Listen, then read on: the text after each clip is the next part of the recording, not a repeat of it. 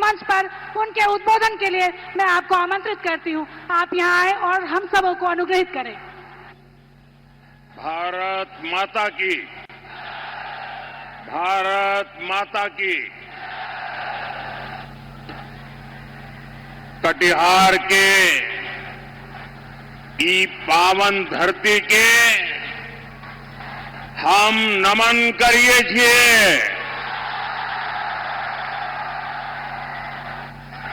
आंचकिल साहित्यकार अनूपलाल मंडल, अमर शहीद ध्रुव कुंडू के धरती पर अहाँ सबके अभिनंदन करे छिए। साथियों, ये कोसी मैया और गंगा मैया के संगम की पुण्य भूमि है।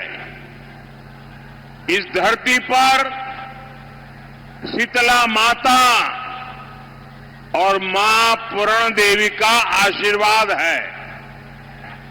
और आज मैं यहां इतनी विशाल संख्या में मातृशक्ति के दर्शन कर रहा हूं। माताएं बहनें आशीर्वाद देने आई है। इससे बड़ा सौभाग्य क्या होगा। ये मेरा सौभाग्य है कि आप एनडीए के हमारे सभी साथियों को आशीर्वाद देने यहां इतनी बड़ी संख्या में आए हैं।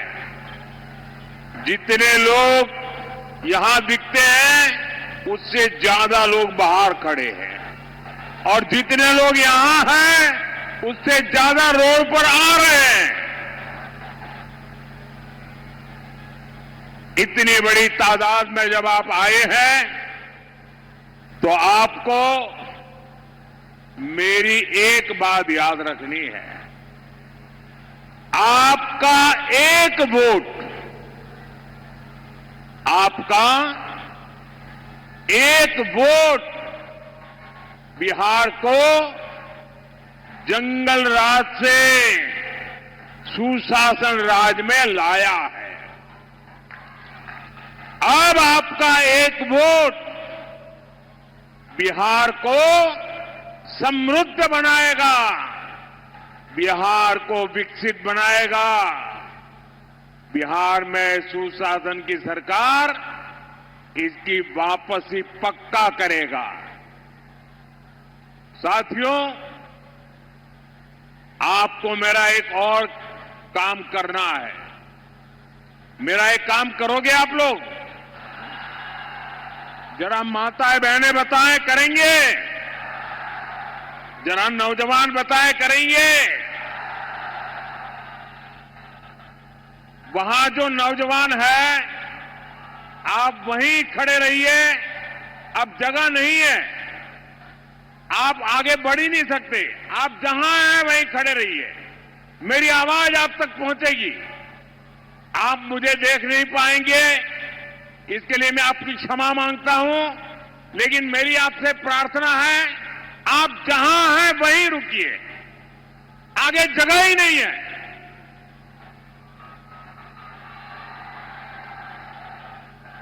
मेरा एक काम करोगे? जरा हाथ ऊपर करके बताइए, करोगे?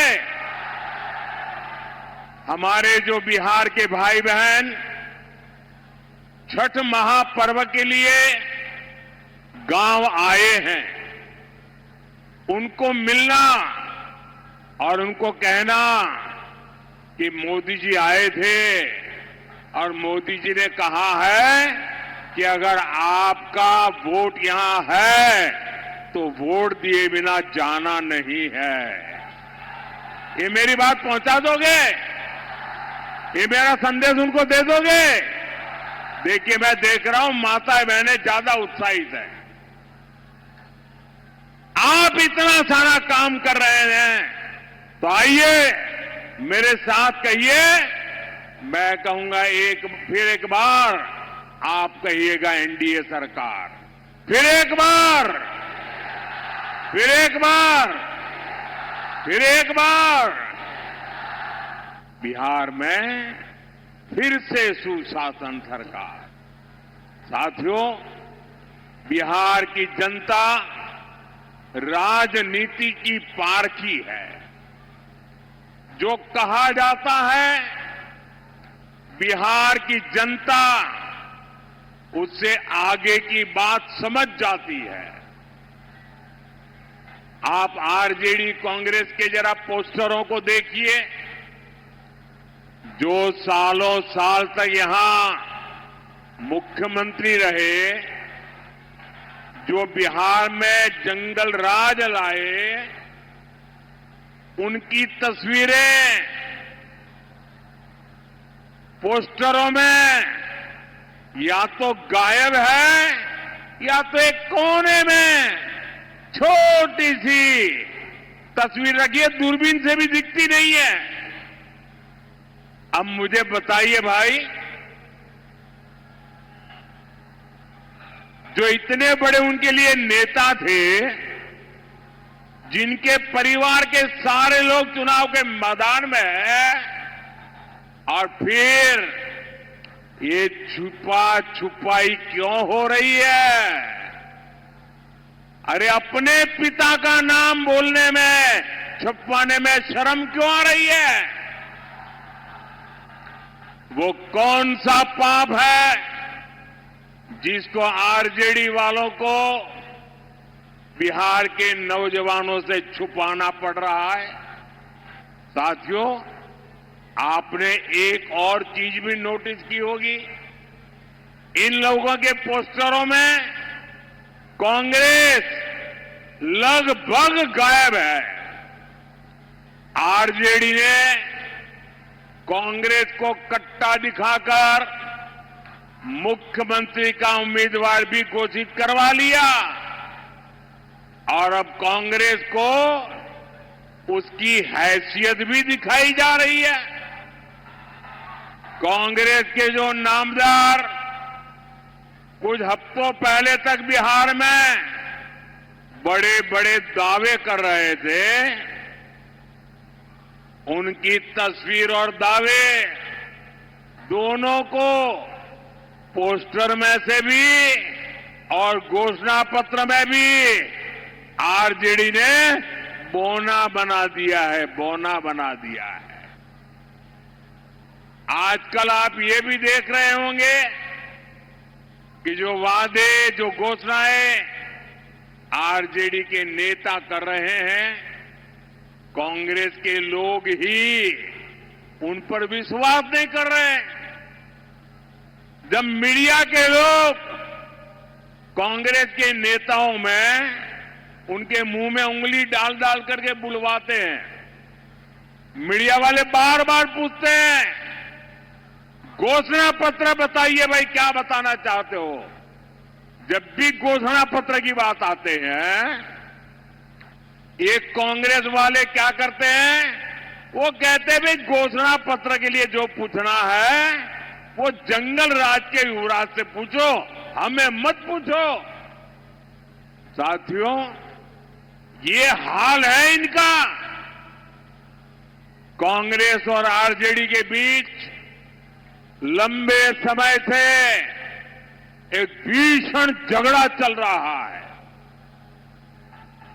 कांग्रेस के नामदार ने छठ महापर्व को इसलिए भी ड्रामा बताया ताकि बिहार के लोग आरजेडी पर गुस्सा उतारे और आरजेडी को पराजित करे, इसलिए ऐसी बातें बोली जा रही है। कांग्रेस के जो दूसरे दूसरे राज्यों के मुख्यमंत्री हैं, बड़े नेता हैं, उनके बयान आपने सुने होंगे। अलग अलग राज्यों में कांग्रेस के नेताओं से बिहार के लोगों के लिए जानबूझकर अपमानजनक बातें बुलवाई जा रही है। केरल के कांग्रेस नेता में उसने तो बिहार की तुलना बीड़ी से कर दी। ये भी कांग्रेस की रणनीति का हिस्सा है। जो बिहारियों को प्रताड़ित करते हैं, तमिलनाडु के डीएमके के जो नेता बिहारियों को गालियां देते हैं, उनको कांग्रेस ने बिहार चुनाव में प्रचार के लिए बुलाया ताकि आरजेडी को आपके गुस्से का सामना करना पड़े। साथियों, कांग्रेस जानती है कि इस बार भी आरजेडी हार गई तो उसकी राजनीति खत्म हो जाएगी। कांग्रेस आरजेडी के वोट बैंक पर कब्जा कर लेगी। एक दूसरों का वोट बैंक छीनने की एक खींचतान अब खुल करके सामने आ गई है। आप देखिएगा, बिहार चुनाव में हारने के बाद कैसे आरजेडी कांग्रेस में गालियों का दौर शुरू होता है। साथियों, बिहार का ये चुनाव बिहार को विकसित बनाने के लिए ये एक महत्वपूर्ण चुनाव है। और विकसित बिहार का मतलब है हर परिवार की समृद्धि, आपके परिवार की समृद्धि, आपके बच्चों की भलाई। विकसित बिहार बनाने के लिए एनडीए की डबल इंजन सरकार बहुत ही जरूरी है। मैं आपको एक उदाहरण देता हूं। आप भी जानते हैं कि केंद्र सरकार देश के हर राज्य में गरीबों के लिए पक्के घर बनाने के लिए मदद करती है। लेकिन जहां जहां एनडीए की सरकार है, वहां तो घर बनाने का काम तेजी से चल रहा है। लेकिन जहां कांग्रेस की सरकार है या कांग्रेस के साथियों की सरकार है, वो इस पूरी योजना को डिब्बे में बंद करके बैठ गए हैं। गरीबों के लिए घर बनने नहीं देते हैं। उनको लगता है कि गरीबों के लिए घर बनेगा तो ये तो मोदी का जय जयकार करेंगे, और इसलिए कांग्रेस की सरकारें गरीबों को घर बनने नहीं देती है। और इसलिए गरीबों के घर बनाने के लिए भी, पक्के घर बनाने के लिए मुझे आपके आशीर्वाद चाहिए, मेरे साथियों को लिए आशीर्वाद चाहिए। आप देखिए, बिहार में 60 लाख पक्के घर गरीबों को मिल चुके हैं। यहां कटिहार जिले में ही करीब 1 लाख गरीबों को पक्के घर मिले हैं। यानी डबल इंजन सरकार तेजी से गरीबों को पक्के घर बना रही है। साथियों, ऐसे ही बिहार के किसान को भी डबल इंजन सरकार का डबल लाभ हो रहा है। केंद्र सरकार हर साल 6,000 रुपये सीधे किसान के बैंक खाते में जमा कर रही है। अब बिहार एनडीए ने इसमें 3,000 रुपये और जोड़ने की घोषणा की है। यानी आज जब फिर से एनडीए की सरकार बनेगी तो बिहार के किसानों को कुल 9,000 रुपया मिलने वाले हैं। साथियों, हमारी बहनों बेटियों को भी डबल इंजन सरकार डबल शक्ति दे रही है। नीतीश जी ने अगर बेटियों को साइकिल दी तो मोदी ने बेटियों को ड्रोन पायलट बनाने की योजना बनाई। नीतीश जी ने जीविका दीदियों के रूप में बहनों को सशक्त किया तो मोदी लखपति दीदी के रूप में बिहार की लाखों बहनों को लखपति बनाने में जुटा है। केंद्र की मुद्रा योजना से बिहार की लाखों बहनों को स्वरोजगार के लिए बैंक से मदद मिल रही है। वहीं नीतीश जी के नेतृत्व में मुख्यमंत्री रोजगार योजना से बिहार की बहनों के खाते में 10-10 हजार रुपये पहुंच रहे हैं। अभी तक 1,40,00,000 बहनों के खाते में पैसा आ चुका है। साथियों, डबल इंजन की एनडीए सरकार का एक बहुत बड़ा फायदा है। फायदा ये कि दिल्ली और पटना से निकला एक एक रुपया, एक एक पाई सीधी सीधी आपके खाते तक पहुंचती है। कोई चोर लुटेरे लूट नहीं सकते, वरना यहां एक बिहार का सबसे भ्रष्ट परिवार है और दूसरा देश का सबसे भ्रष्ट परिवार है। आपके हक का पैसा आरजेडी और कांग्रेस वाले आप तक पहुंचने ही नहीं देते। ये आपके हक का पैसा भी लूट लेते। साथियों, सीमांचल का ये इलाका हमारी सभ्यता, हमारी संस्कृति का प्रहरी रहा है, लेकिन पिछले कई वर्षों से यहां एक खतरनाक साजिश चल रही है।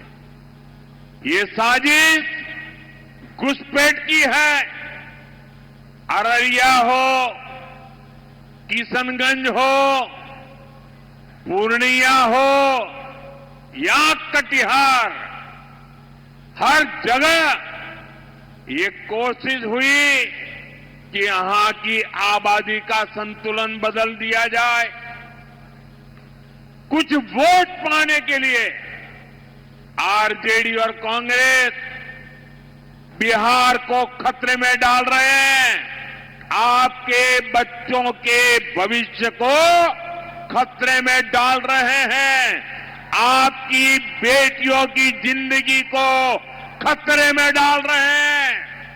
ये लोग वोट पाने के लिए देश की सुरक्षा से खिलवाड़ कर रहे हैं। आप मुझे बताइए साथियों,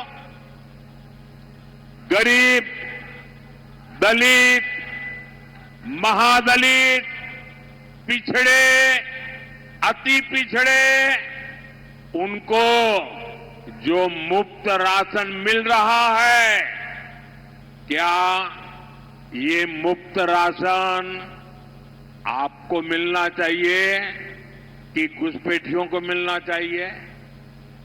क्या घुसपैठियों को मिलना चाहिए? क्या घुसपैठियों को मिलना चाहिए? क्या आपके हक का अनाज घुसपैठियों को दे देना चाहिए? क्या आपका चूल्हा जलना चाहिए कि नहीं जलना चाहिए? आपके बच्चों को रोटी मिलनी चाहिए कि नहीं मिलनी चाहिए? आपके बुजुर्गों को खाना मिलना चाहिए नहीं मिलना चाहिए? घुसपैठियों को देना चाहते हैं। मुफ्त इलाज की जो सुविधा 5 लाख रुपए तक आप लोगों को मुफ्त इलाज मिले, मुफ्त आपकी बीमारी से मुक्ति मिले, आप लोगों को मिल रहा है। अब मुझे बताइए, आपको बीमारी में जो मदद मिल रही है वो घुसपैठियों को चली जाए तो आपको मंजूर है? क्या घुसपैठियों को मिलनी चाहिए? क्या अति पिछड़ों, महादलितों के टोलों पर घुसपैठियों का कब्जा, आप मुझे बताइए, ये घुसपैठियों को कब्जा करने देंगे क्या? घुसपैठियों को कब्जा करने देंगे क्या? आपके हिस्से का काम, आपका रोजगार कोई घुसपैठिया ले ले तो आपको चलेगा क्या? आपके बच्चों का भविष्य ले ले तो चलेगा क्या? साथियों, बिहार के देश के संसाधनों पर सिर्फ और सिर्फ भारत के नागरिकों का ही हक है, बिहार के हमारे नागरिकों का ही हक है, आपका ही हक है। ये हक हम किसी को चुराने नहीं देंगे। लेकिन कांग्रेस और आरजेडी के लोगों को कट्टा और कट्टरपंथी यही पसंद है। जब भी भाजपा एनडीए घुसपैठियों को देश से बाहर करने की बात करते हैं, ये तुरंत घुसपैठियों के बचाव में खड़े हो जाते हैं। साथ